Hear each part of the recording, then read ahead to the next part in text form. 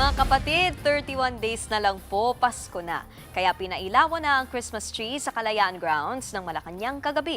Pinangunahan niya ni Pangulong Bongbong Marcos. Kasama ng Pangulo si First Lady Liza Araneta Marcos at ilan pang miyembro ng First Family. Nagtanghal naman dyan ang ilan sa mga pambansang alagad ng sining, gaya ni na Alice Reyes at Ryan Cayabyab. Sa talumpati ng Pangulo, biniro niya ang kanyang mga cabinet secretaries ng ilarawan kung paano dapat ipagdiwang ang Christmas season sa kabila nga ng bigat ng pinagdaraanan sa trabaho.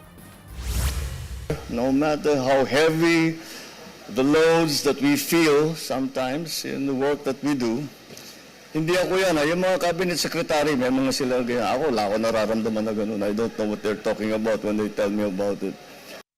Mga kapatid, Nikki de Guzman po. Para sa pasada ng mga rumaratsyadang balita, mag-follow at mag-subscribe na sa social media pages ng News 5.